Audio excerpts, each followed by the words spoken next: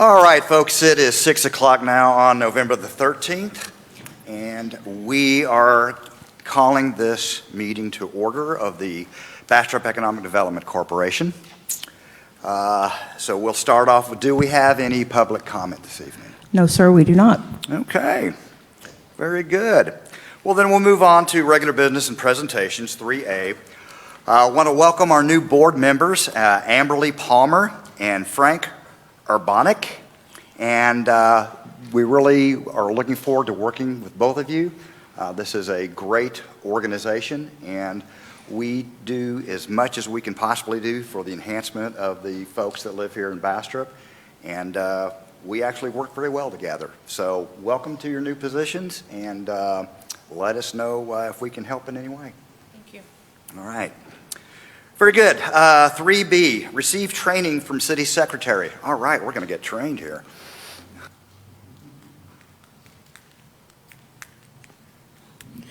Good evening. My name is Ann Franklin. I'm the City Secretary. And thank you all for allowing me to come before you this evening to give you a brief training on the boards and commissions. Some of the training will be directly directed at the staff.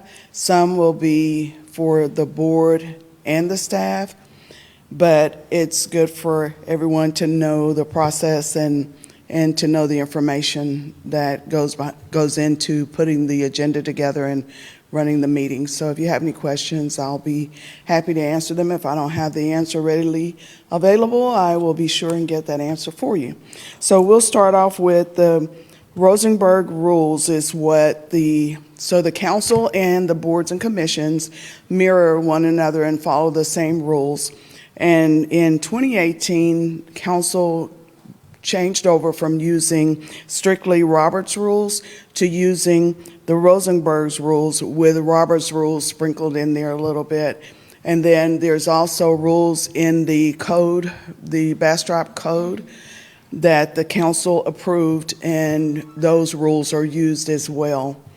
We also have the rules of procedure, which is usually amended annually, and you all should have a copy of this. You probably don't have a hard copy because we went to sending out electronic copies because it was just easier to keep up with and easier to search through. But you're more than welcome to have a hard copy if you so desire. Just let me know and I'll make sure you get a copy of it. Also, if you have misplaced your electronic copy, it's gotten buried in your email, I will be sending out the link or a copy to Angela. Angela will get that to you all, and you will have it up at the top of your email so you can use it. It's very, very useful. I would just suggest perusing through there and looking at it. It has a lot of information in there.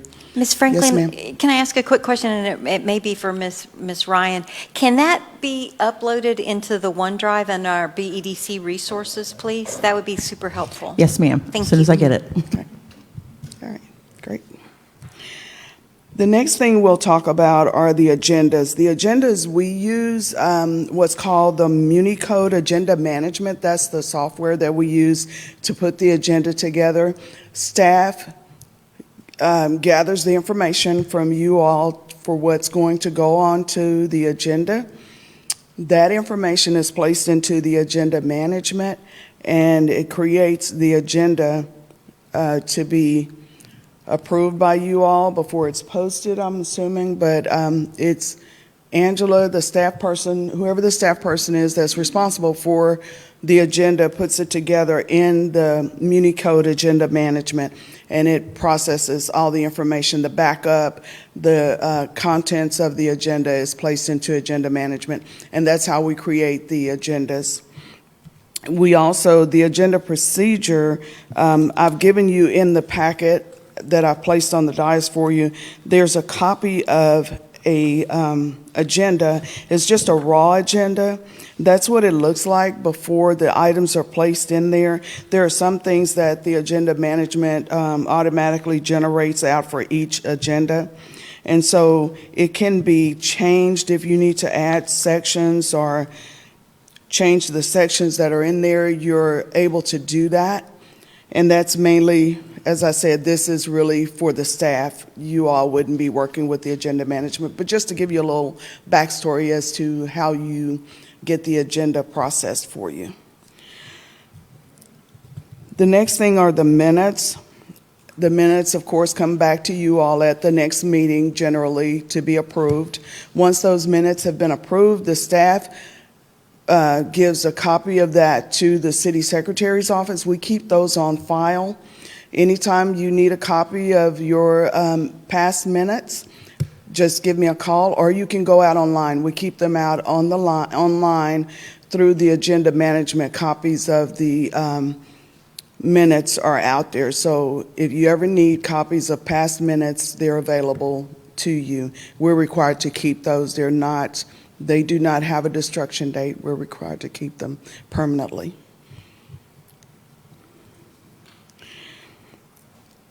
Also, I'll touch on the attendance in the packet that I gave you. I gave you the information about the attendance. I believe it should be in there. If not, please let me know. But the attendance, as a member of your board, you're required to attend at least 2/3 of the meetings per 12 months. That comes out to 66% of the meetings. There are exceptions. If you have to miss a meeting, there are exceptions that if you submit information to me to let me know that you're absent and the reason for your absence, it's excused. And I'll read those off for you. The first one is medical circumstances involving the member or the member's immediate family, urgent family matters that are not medical in nature, required attendance at events, meetings of the member's primary employment, or any other absence excused by the City Council upon the Council's receipt of a written explanation and a request by the absentee member that the Council make an exception and excuse same. So any excused absences do not count against your attendance. This is for regular meetings. If it's a special call meeting, those are not factored into this attendance record. It's for your regular called meetings throughout a 12-month period. So if you have any questions, please don't hesitate to ask us. We'll give you all the information that we can, but this is, I gave you the code that it comes from, so you can read over it, and I would just suggest just keeping it handy. But just always remember, if you have to be absent within a 2 weeks period, please submit that information to me to let me know that you were absent and this is why you were absent, and we can make sure that we record that and it doesn't count against you.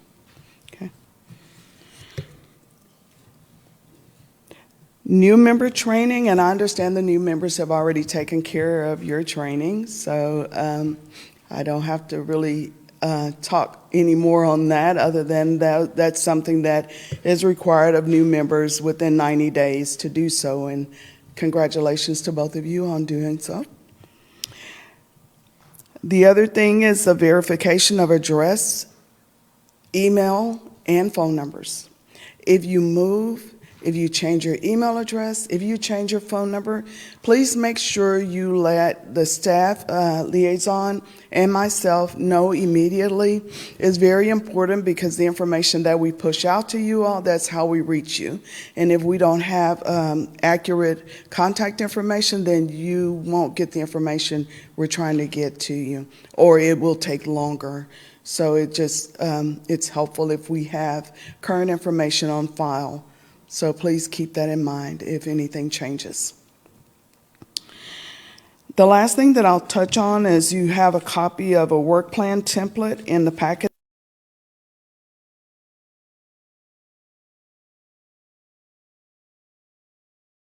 We only have about 4 pieces of paper in this. We don't have a whole lot of actual samples of what you've been talking about. So if it's possible to send that to staff, or they can then send that to us. Sure. Because I understand what you're saying.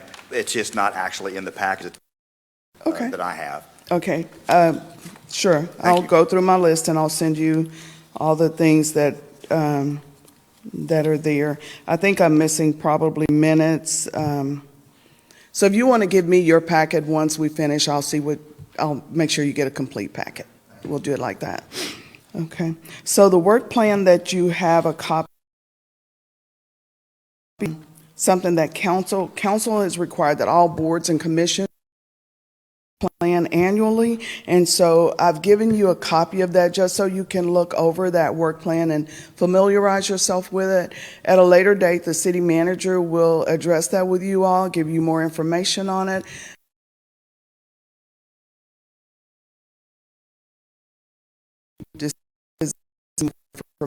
I don't have the information on how that should be filled out and what's expected of you, but the city manager will do so. Okay. Okay. And that's all I have, unless you have any questions for me. Okay. Thank you very much. Thank You're you very welcome. much. Okay. Let me hand that there to you. Thank you, ma'am. Okay, we are now going to move on to 3C, presentation from Roscoe Bank for the donation of funds to the BEDC in the amount of $20,000. And no, please come on up here. But I would just like to say before you start, Iris, is that I want to make sure that everybody understands that this really was a total grant of $100,000, $20,000 over 5 years. And I just want to make sure that publicly it's stated that, because this is absolutely fantastic. We really do appreciate it. I just wanted to make it clear that of the total amount of the grant. Thank you, Mr. Chairman. Appreciate that. My name is Rick Womble, and I'm the local president of Roscoe Bank, which is, of course, a division of Cornerstone Capital Bank.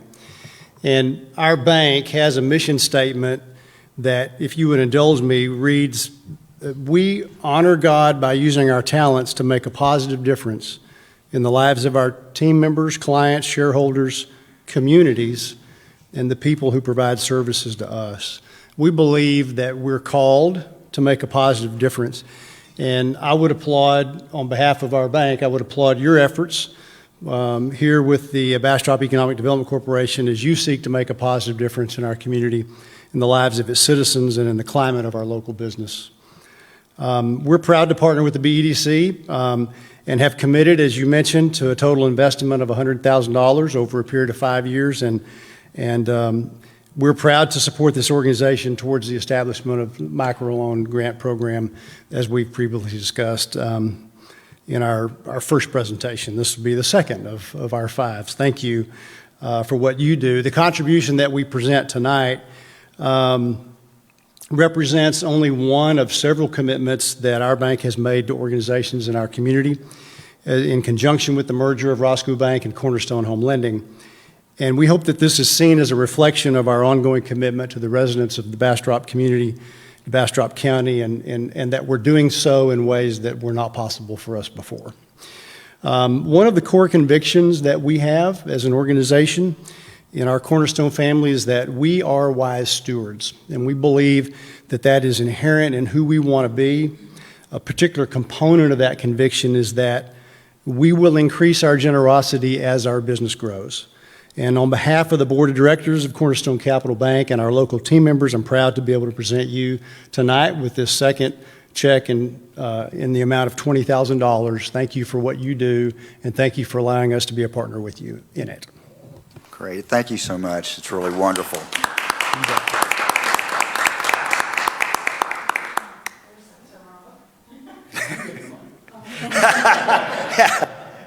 Doesn't go to me, but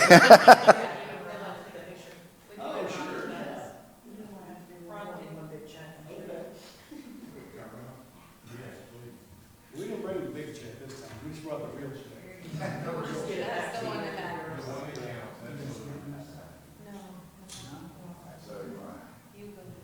come on, Johnny. I'm doing good. And good to see you today.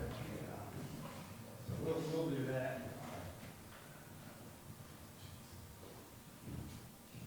Okay, well, John's now awkward. Got it.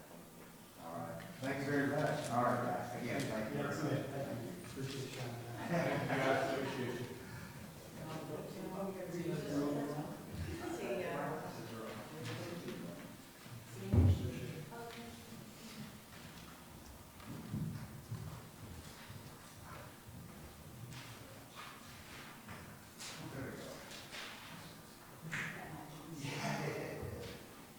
Okay, let's see here, 3D. We do this basically every year. Consideration, discussion, and possible action on election fiscal year 2023 to 2024 BEDC officers, chair, vice chair, secretary, and treasurer.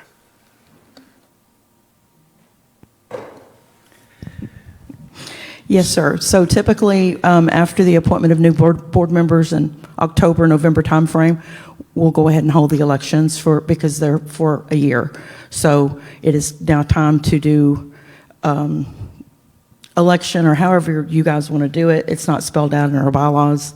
So you could simply say, I want Ron to continue to be chair or not, whatever. But we do need to fill the secretary treasurer position because we haven't had one in a few months.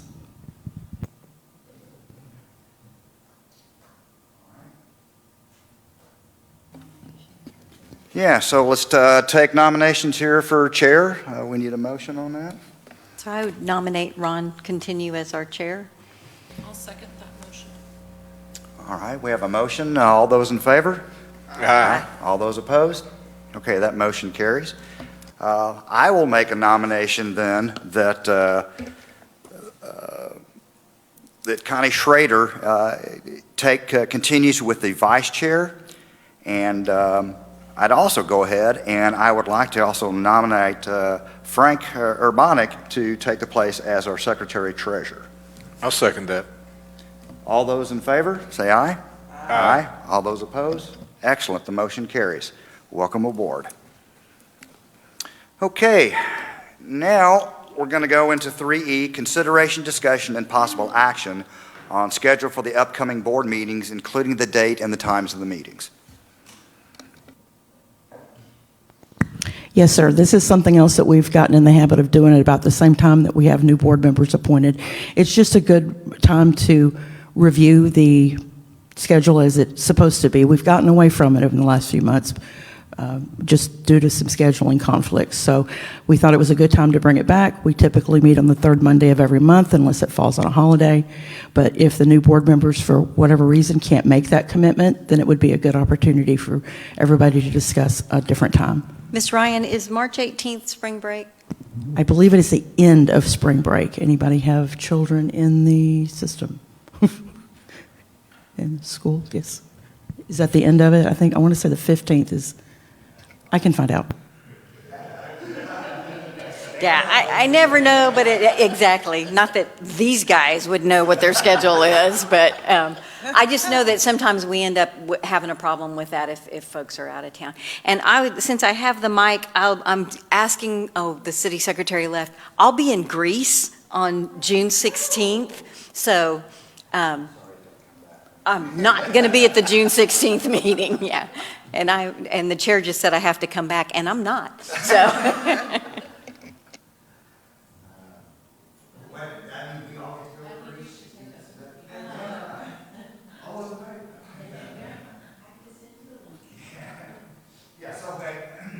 Basically, there's going to be some opportunities here to make some changes depending on what takes place. But, I mean, that's what we've been having for the last 6 years that I can remember. So I think it's a pretty It always good... throws everybody off because we say it's the 3rd, and people come on as new, and they start the year, and we don't do it on the 3rd in January. We don't do it on the 3rd Monday in February, and then then it's spring break, and they wonder. So I love that we know what the dates are now. And Ms. Ryan, if you could send us calendar entries, if somebody could do that, that would just be phenomenal. Block those. Thank you. That's exactly what we need.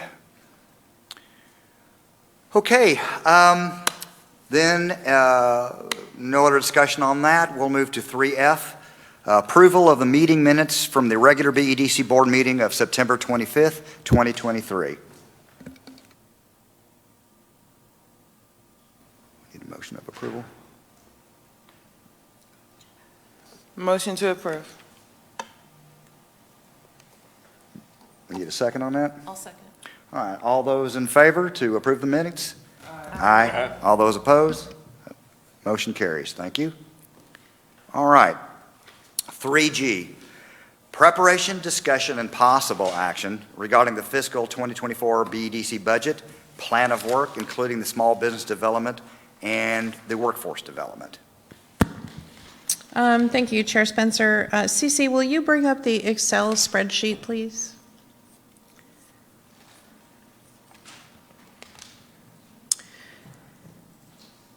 We heard you. The last time we spoke, there is a spreadsheet that's in front of you. It's a big ledger-sized sheet that's on the screen for anybody following at home.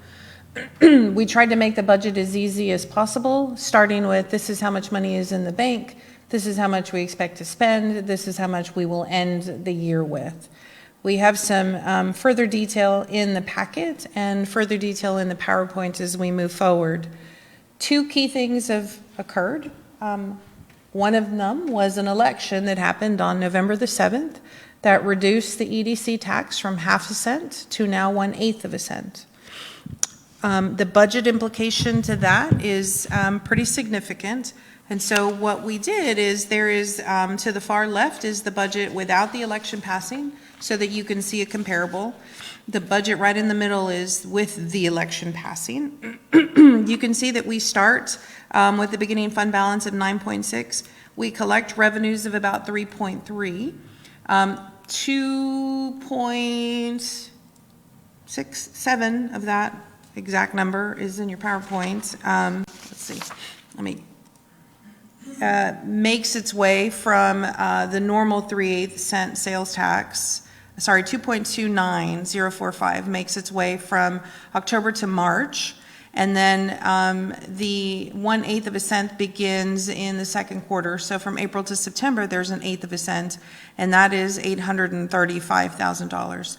So total anticipated BEDC revenues for FY24 is $3,064,937. We have some lease income, interest income, and the grant receipts, specifically the Roscoe Bank grant, and that puts us at $3,352,987. There are some programmed expenditures, $799, which accounts for 6 personnel that were approved in the budget. Obviously, right now you have 1.25 in Angela and I, not quite 6. So there's some significant savings to be had there. Supplies, materials, obviously we have rent charges as well. Contractual and capital outlay are some of our biggest expenses, and those are commitments we have made with the city and legal expense, et cetera, which equal about $10.3 million. So you can see with what we had in the bank, what we're going to collect, what is funding, what is operational, what we keep in, or what is uncommitted funds. We expect to end the year at $2.61 million.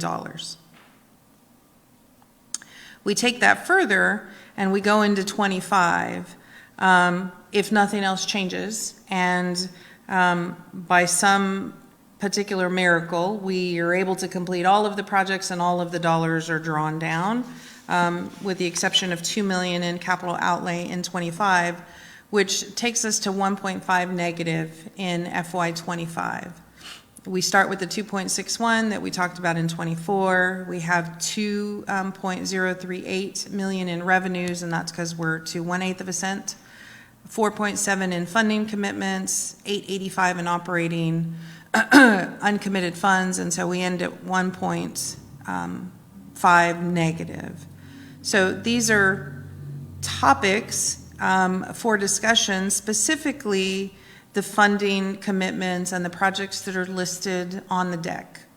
I know it's a lot of information tonight. I don't expect us to dissect it, but we do have to take a really closer look at it. The other big item is, as the tax is passed, and two of the topics that seem to be associated with EDC that were of a good, warm, and fuzzy feeling were the EDC's assistance during COVID, the grants that were handed out during COVID with the cooperation from the city, and also the small business development that we began for a little while during Drew's presence, specifically as we partnered with some of our Main Street partners, and he did a marketing segment and how to get your business out in marketing. And he was a specialist in small business development plans, and so he had worked for the Small Business Administration. So we had folks coming in, and he was helping them write their business plans in order to get funding. One of the people that got funded received the grant, which is the Bearded Baker. He'd help them with their business plans on how to get things off the ground. He was also doing some marketing and web work. So Drew's no longer with us, and so Angela's operations, doing all of the accounting and day-to-day, and I'm dealing with the customer impact as we try to move the projects along that are on the deck right now. We have several that are already in advanced stages of execution. So this will be a topic for the board to pick up in terms of where does it see itself going? What is it that we believe is doable with the amount of funds that are coming in? Are there any funding commitments that we believe should be taken off the deck, moved to the side, find alternate sources? An area of concern for me is we've got two that aren't even listed here. So the board discussed Burleson Crossing. At the time that the board discussed Burleson Crossing, the planned development had not been approved, and so the board chose to wait until the planned development was approved. That was an ask of about $636,000, I believe. Because it's not committed, it's not shown here. The other item is because we've not completed the engineering in the business park, I don't have an opinion of probable cost for the cost in the park.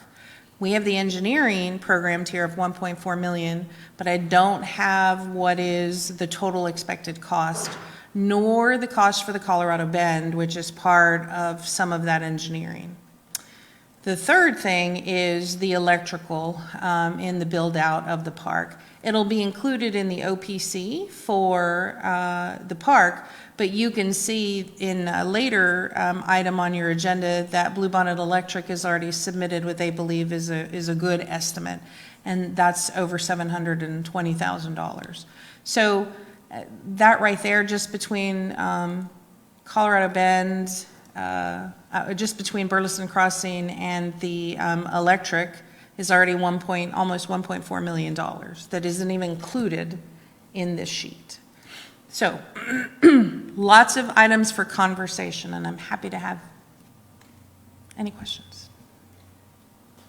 Well, I think one thing is fairly obvious or evident, is that now that since Prop A passed, we definitely are going to have to really take a good hard look at actually the three. It's going to be 3G, the 3H, and the 3I. But these are all the expenditures that we have looking at.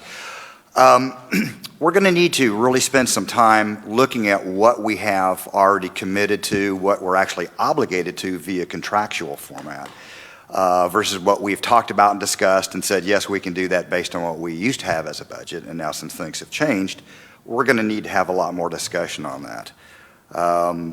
There's a lot of information here that is going to need to be digested and processed and whatnot. What I would like to set up is, for lack of a better term, an ad hoc committee of, let's say, the executive committee here, so we can kind of start taking these out in bite-sized chunks and take a look at what we have on the books. And come up with more of a prioritized type of list of what looks like is doable. And this is not just for what we have in the contractual services, but I mean, this is going to include personnel as well. I mean, you started off saying, we have, in the past, we've wanted to have 6, but obviously that just doesn't make sense these days. So we're going to have a discussion on that as well. And to me, that's part of the budget discussion. So I believe that once we come up with more of a prioritized list, then we go ahead and have a workshop with the full board, come and present what we believe are pretty good priorities, listen to input, and see if we can't come to a consensus on how we're going to approach this, because we do have a substantial difference in what we talked about in the past and what we have now because of Prop A passing.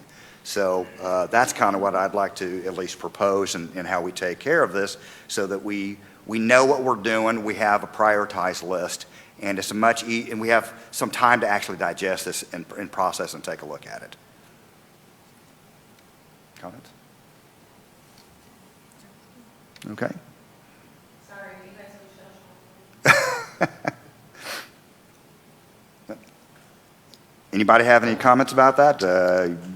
I think it's a great idea, a great plan. I think it's a great start. I do have just one question on the capital outlay. What will have changed by 2025 to reduce that amount? Hopefully, some of the projects will be completed. We don't have an idea which ones, though. Yes, they're itemized in, Cece, will you bring the PowerPoint back up?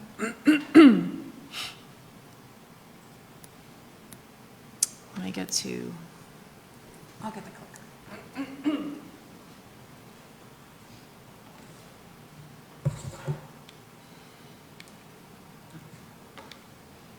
Well, I'm buzzing, but I'm not changing.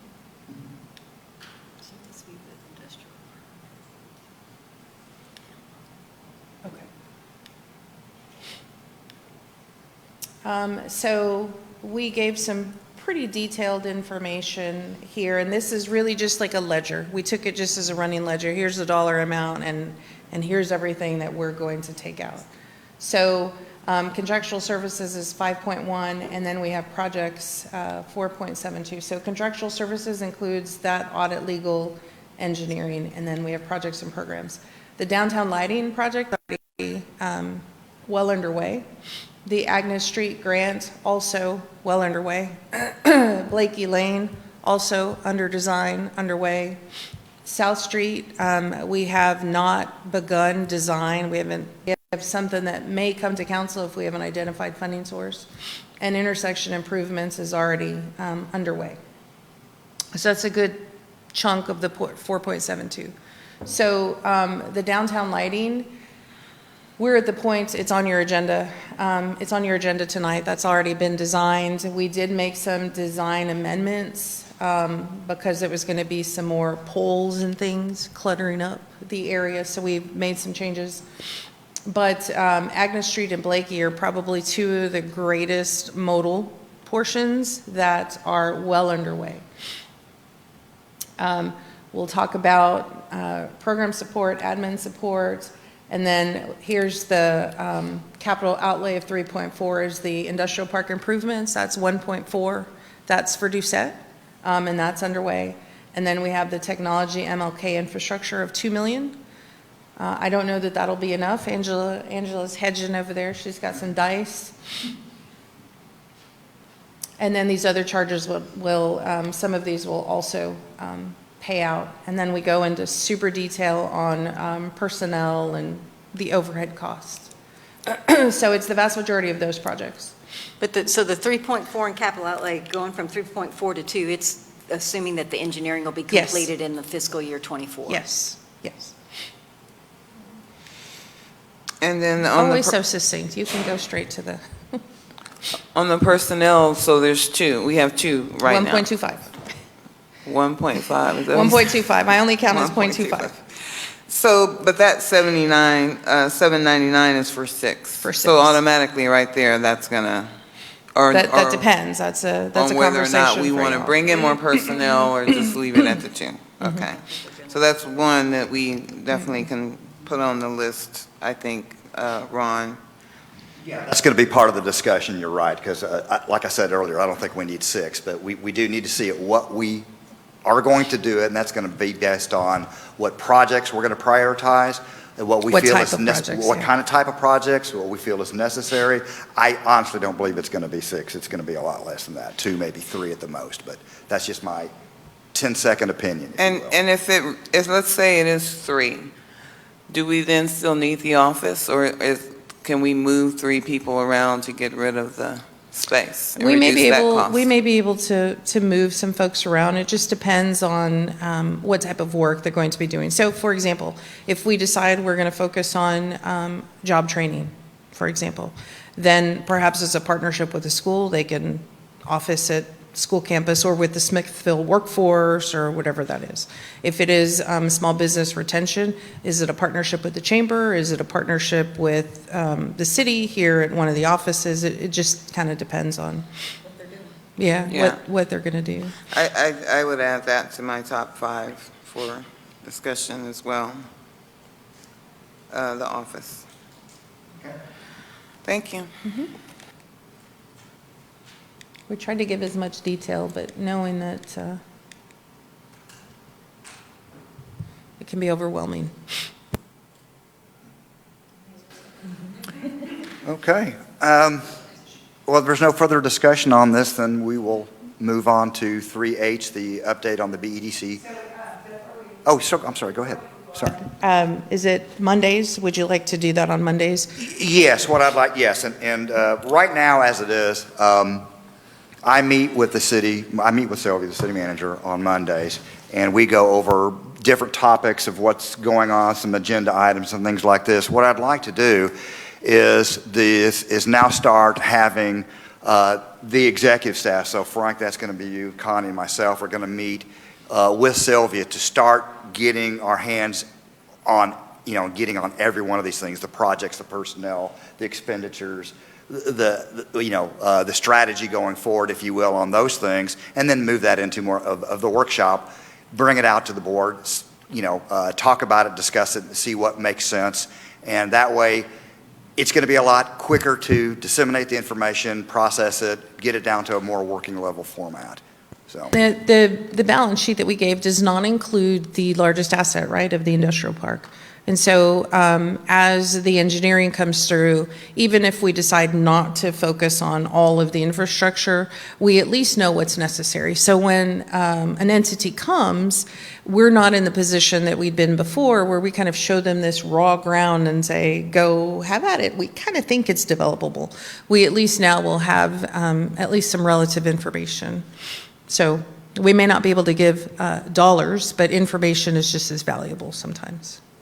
And that brings up an interesting thing. I guess it's kind of obvious, but I'm going to say it anyway, is that we're going to have to learn how to say no. We've been saying yes to a lot of things in the past, and because of the current situation and the passing of Prop A, we're just going to, unfortunately, on some things, going to have to say no, but that's just the way it's going to have to be. So, and I'll state the other obvious. As part of the EDC budget, so the city was funding major road, right, to the tune of about 50% of the EDC budget. That is going to be replaced with the traffic impact fee. And so that's not a kitty that the city will be able to come to anymore, at least not for those kinds of things, unless it's an absolute project that EDC says, yes, we're absolutely willing to do that. That's dependent, but again, we're trying to do our darndest in terms of master plans and planning, so when a development does come, we at least know what you need, can we serve you or not? Because we're learning right now in some areas, I can't. We do have to say, maybe, but not yet at this instant, which we hadn't said before, so. Well, I have a fairly flexible schedule, so I'm available on Mondays, but Mr. Urbanic has a full-time job, so I would, whatever timing works for everyone, I'm happy to adjust my schedule. And we can do it earlier, we can start at 8. My Tuesdays start at 7, we can start at 7 too.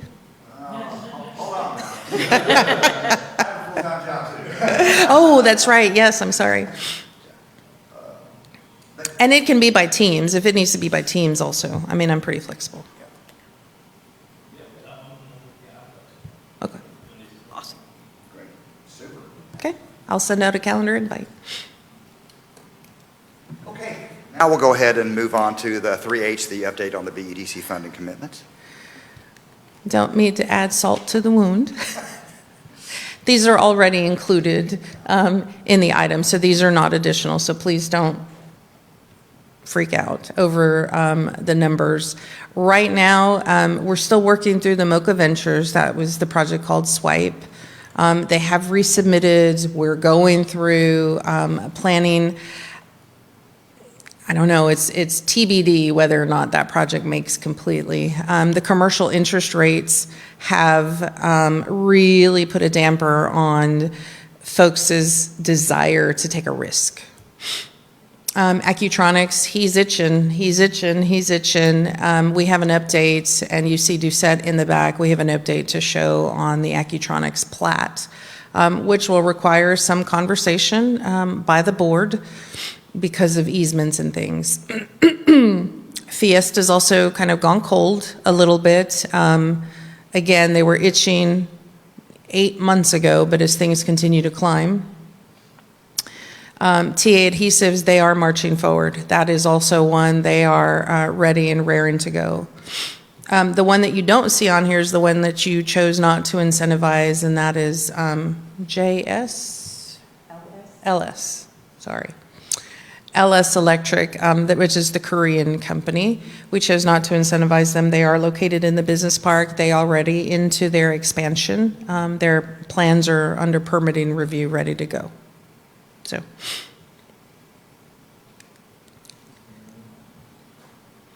As we talked about, Blakey, Jackson, Insightful. Oy. So we had the attorneys send a letter to Insightful. We do not have a report as of yet. So not sure we're going to get a report at any particular point in time. Fiber in the business park and city water funding. Councilmember Lee, those are items that would come off that would show that balance decrease in that following year.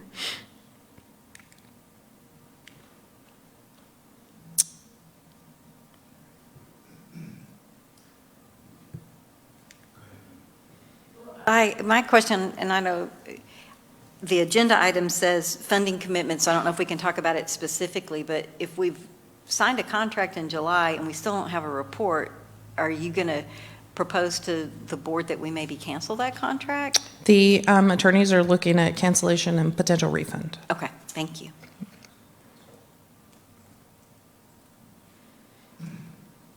Any further discussion on this topic?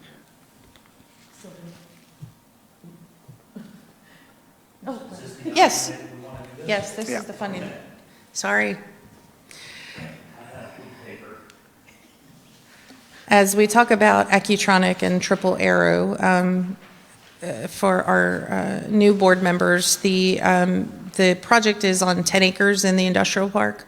As we have been doing the engineering through the industrial park, there is a giant easement there which had been situated as its own lot because Accutronics, obviously we said 10 acres, you got to carve out 10 acres. But if we leave it as its own lot, then the board is going to be responsible for perpetual maintenance in that area. So Mr. Bratton would do set engineering. Let me get that up on. Okay. All right. Good evening. What she's going to show on the screen is a slightly different version. Well, it's the same thing, but different colors than this. And so this project had a plat done. There was some evolution. I think there was some indecision happening as it was going forward. And the lot was described for Accutronics that was 10 acres, and that was between the gas pipeline easements and a south line parallel to that, exactly 10 acres. Then in the evolution and discussing street alignments, the street alignments were changed, which changed both sides of that. And if you change both sides, then the size of the lot got bigger. And so as it came to me, I was looking at stuff Angela sent me, and it said 10.00 acres, 10.00 acres, but what had been platted was actually 12 point something acres. That started me raising my hand going, hey, and we had several conversations with Angela, with Sylvia, with Fabiola, and then finally with Greg. And then during that conversation, went back to Accutronics and said, hey, it's supposed to be 10 acres. We made it narrower to make it 10 acres and showed them an exhibit for it. And they came back and said, well, we don't really like that. We liked it for it to flare a little bit on the south side. And so it was exactly 10 acres exclusive of the pipeline easements. And so what we did, and you see that, is there a pointer nearby? Does this happen to be a pointer? Did I take the pointer? Okay. Yeah. So, On the top. There you go. okay. I need to be patient. Okay, so that pipeline easement runs exactly parallel to this diagonal line that you see. And so what we did then, after we made that exactly 10 acres for Accutronics exclusive of the pipeline easement, just move that line over to incorporate that pipeline easement into tracks 4, 6, and 2. And I've not discussed that or shown that to Accutronics yet because it's not really my position to negotiate property deals on behalf of the EDC without consulting with the EDC. So what we're here for tonight is to have the board's blessing of the revised boundary and to take that back. And Sylvia and Angela will have to let me know exactly how to do that, if they want me to do it or whether they want to pass through them. So stop if I rambling. understand you correctly, you are going to take away the easement section on track 2, 4, and 6. Yes. And by doing that, it takes that 13.84 acres and reduces it down to exactly 10. Is that correct? It will be, Or close? it is exactly 10.00 exclusive of the easement. Okay. And by doing such, since we don't, I mean, that's the easement of the pipeline. Correct. They would then be responsible for the maintenance of that easement area. Is that correct? Correct. Okay, just want to make sure I understand it. And so this is the actual plat document stitched together. That highlighted area that I put there, that's the area of the easement that's been incorporated into those lots, and I'll let y'all. Okay. My next question is, does that impact the Mocha site? It does. And I didn't. it has to, yeah. It does impact the Mocha site, and I was so focused on Accutronics until this evening as we were talking about Mocha, didn't make note of that. Yeah, it would. How exactly does it? Because tract 2 is that Yeah, Mocha site? it's right here. Sorry, I know you can. I'm sorry, Okay, so right it here. would And take so away that pipeline that easement much is right acreage. here and also is incorporated into that. Has that tract already been conveyed to Mocha? Yes, it has, but they bought it with the knowledge of the easement there, correct? But did what they buy include the easement? The LCRA easement actually affected the amount of the property, so I know they knew the easements were there. We had to go back and amend it. Okay. Can we ask then our attorney to go back and take a look at it and just review that purchase agreement and make sure that we are all, Yeah. that we are all knowledgeable about the fact of the easement? Yes, sir, I will make a note of that. Thank you very much. There are a couple other ways to deal with it if forced to. If they already own that tract of land, they could sign the plat and you could quit claim that remaining easement land to them. Push comes to shove, you could attempt to quit claim it back to the pipeline company. I don't know if they'd accept it or not, but what we want to avoid is the EDC being responsible for maintenance and perpetuity. Good try, good try. Yeah, we don't own it. We can't make that decision right now. That's why I'm going to ask our legal team to look into this because the easements are a little tricky, I think. Okay, thank you very much. Okay, so I guess just for clarification, in discussing with Accutronics their piece, is it okay to transmit that to them and begin to talk, because they're very eager to get their documents updated? I'm going to make a suggestion that we, that the city manager, the acting executive director, go and have the discussion with them. It has not closed yet, therefore it is not a completed transaction. And maybe get with the legal team and see what is the proper way to advance that to them so that we don't get ourselves in any kind of a pickle. Sure. The one item, and I shared it, was the only thing Accutronic would say is no, because now I have a larger taxable piece of property.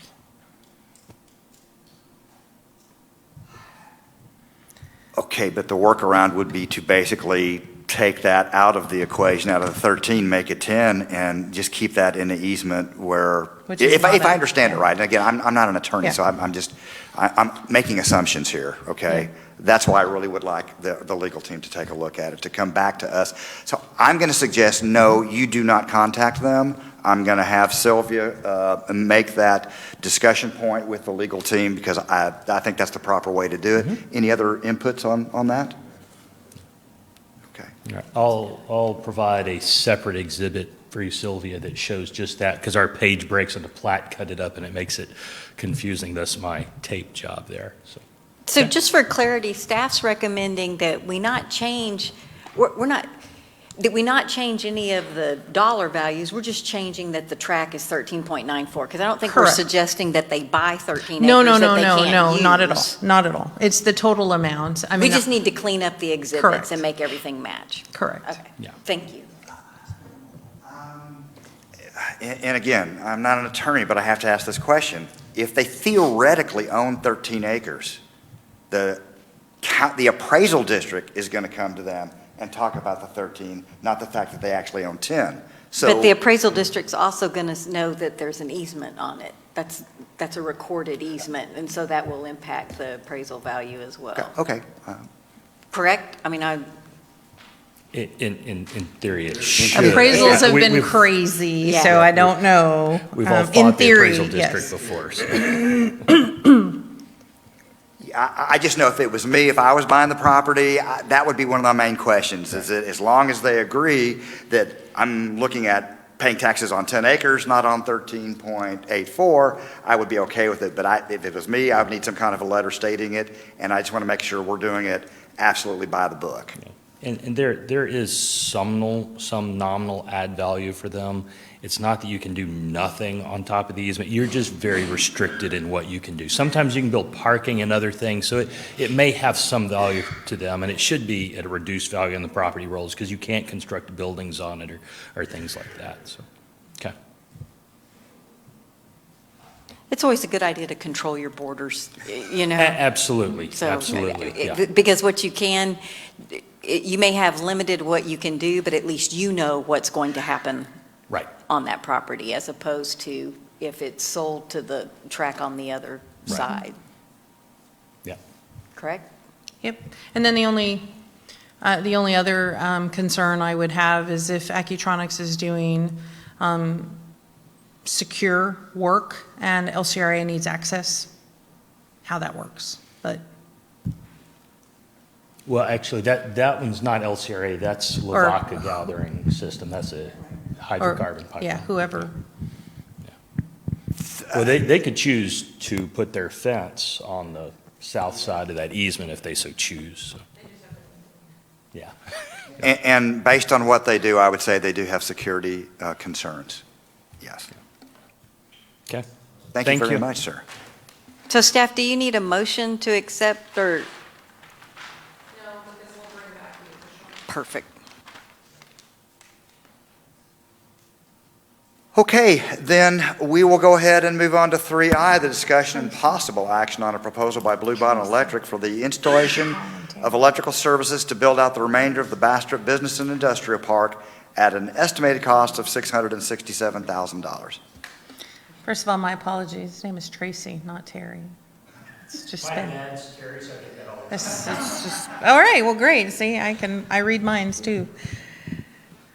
So again, this is one of the topics of conversation I think we'll need to have as we make decisions moving forward of the industrial park. And I don't anticipate the board taking action, although I needed to have this in front of you because Blue Bonnet is itching. Well, it's not like Blue Bonnet's running out of money right now and looking for another project to do. But you're right. We did. Well, in their planning, this Okay. is a project that would be planned. Yeah, and again, I would just suggest that that's part of the discussion we have on all of this expenses and outlays and things like that in our budget discussions.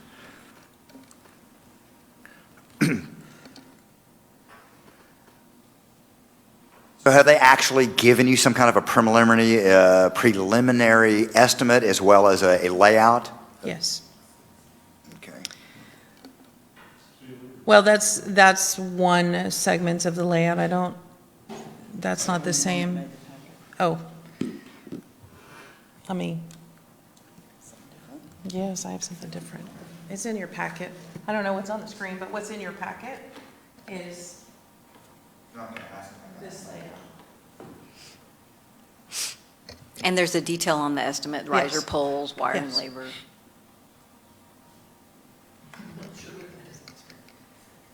What's the delivery time on the switchgear? Good question. We have other projects who say a few months. Transformers, a good 12 to 18 months. So I'm just think that should be a part of the strategic discussion, since that's the biggest hunk of the cost of the estimate.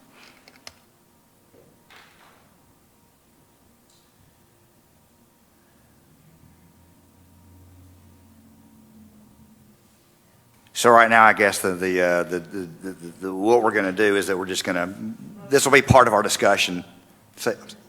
Yeah. Yeah, we're going to table that right now. Oh, and I will look for a motion to table that. Motion to table. All those in favor? Aye. All those opposed? Thank you. The motion carries. All right, 3J, discussion and possible action on resolution R 2023-0014, approving the expenditure of BEDC funds in the amount of $164,000 for the downtown lighting project. And I guess my first question is that was a little bit different than what we saw in the expenditure report. That is correct. Because initially, when we laid out the budget months and months ago, the finance director, CFO, thought that we would have expended some by the end of the budget year. We did not. And after I reviewed it to make sure it's not there, so I bumped it up to the full amount that we initially put into the budget, which is 164.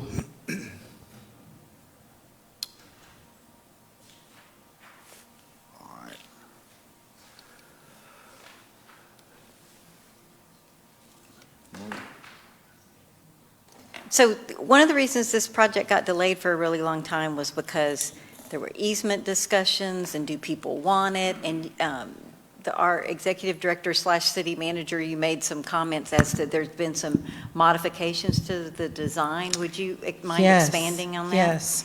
So when the project first started, there was discussion about attaching two buildings downtown.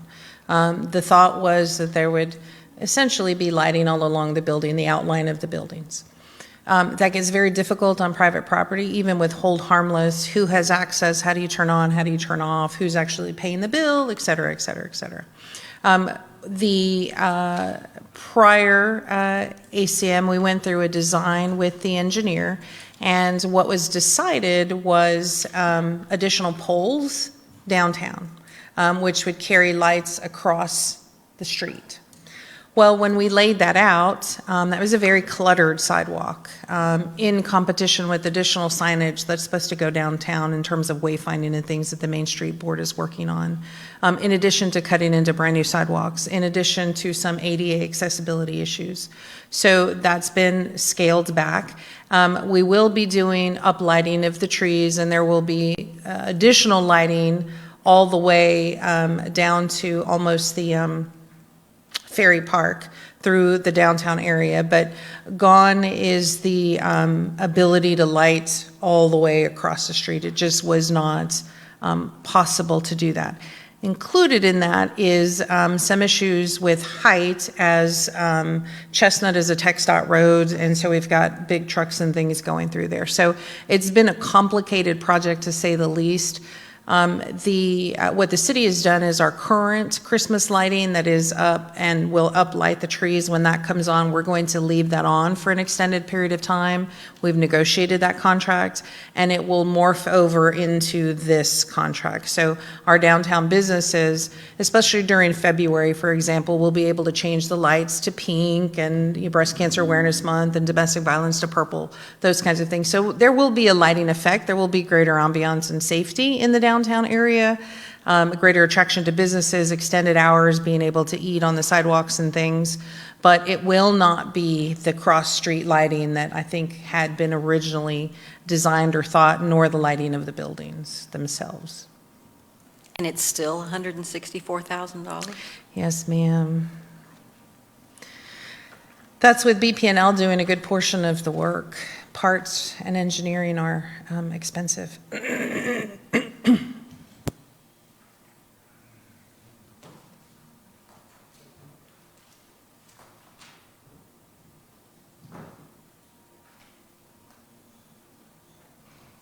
So I make a motion to approve Resolution 2023-14.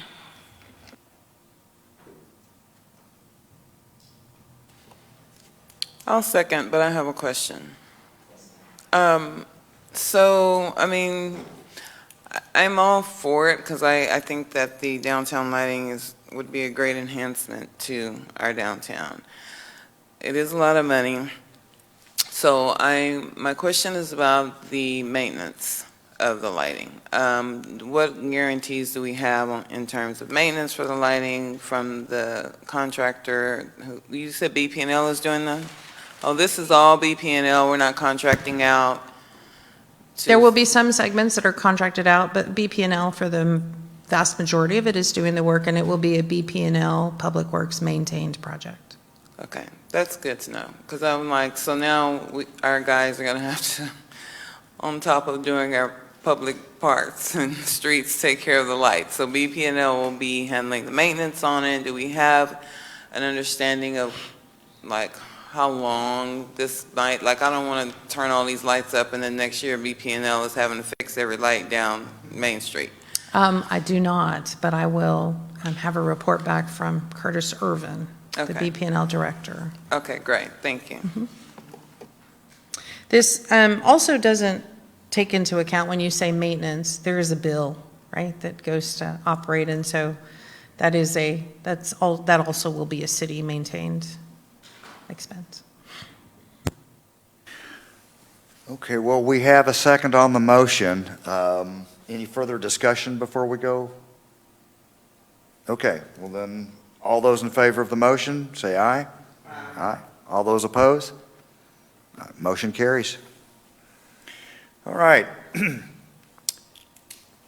3K, discussion and possible action on the purchase agreement executed on January the 8th, 2018 to sell a 9.525 acre parcel of property located at 108 South Jackson Street in the Bastrop Business Park to Bastrop County.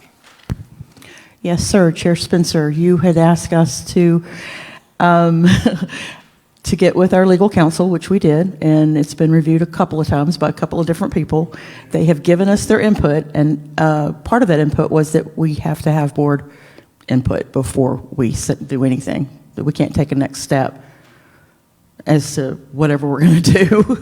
Does that make sense? I know it makes sense to you. I'm not sure that it makes sense to the new board members. So. A little bit of history, and maybe I'll have Sylvia also pipe or speak up as well, please.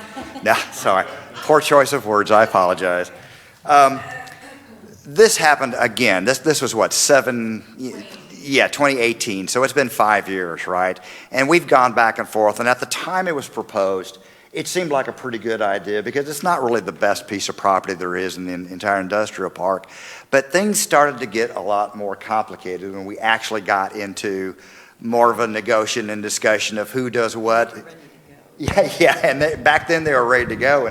And actually, Director Schrader, you were the mayor at the time, and you were very much involved in this conversation. So I'll ask for you to Well, add. for clarity, it predated, it had been going on prior to that. The contract finally came in January of 18, but the former executive director, Mr. Kirkpatrick, and Angela can voice for that. It had been discussed for a very, very long time, and it came to the board in January of 18 because the county was ready to rock and roll immediately, and then things changed, and in these 5 years, the county has put up $500, and nothing's, to my knowledge, there were never plans submitted, and nothing ever happened with the contract. Yeah, correct. So going on with that, after the review of it, I had asked to put together a letter that said, okay, guys, we want out of this. This is not going anywhere. You guys have not provided anything. The discussion has not ensued, really, to any degree. And things keep on changing whenever we bring it up. Now we have new county commissioners and we have new county judge. Things are just not what they were back in 2018. So where we are right now is that I would like to get a board approval to go ahead and send a letter to the county judge and the county commissioners to basically get out of that real estate purchase agreement that, again, we only put $500 down, and we all know that the value of the land has changed so much, so it just doesn't seem the highest and best use anymore in that piece of property. Purchase price would have been $100,000. Correct. our legal counsel has also informed us that because the original approval of the sale of the property was done via resolution, we have to pass a new resolution to rescind the first one. So I believe that is included in your packet. It may not have been. It was kind of a last-minute addition, so, okay. 2023-0015.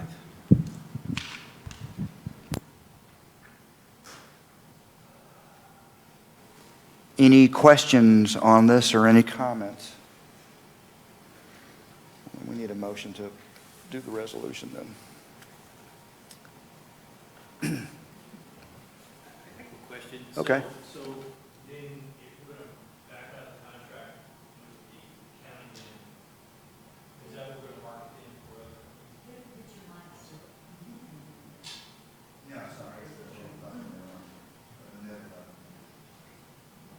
So then will we use that 9.5 acres then to market with other companies coming in?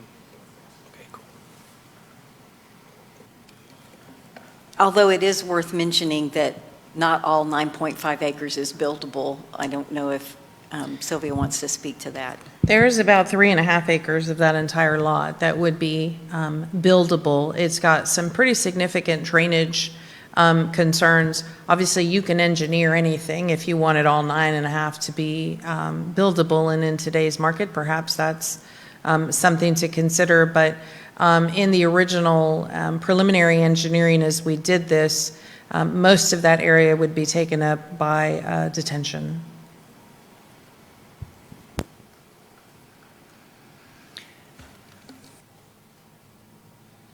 Also noteworthy to note that the county is going through an assessment of all of the parcels that they have as they work through a facilities master plan and decide whether or not they're going to go out for a bond for some additional area or buildings that they need to build.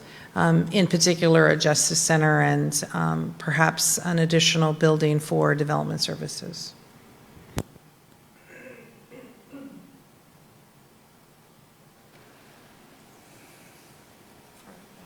Resolution 2 here.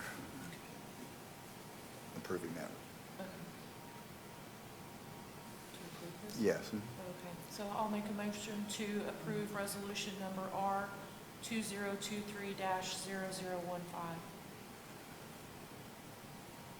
Second. All those in favor? Aye.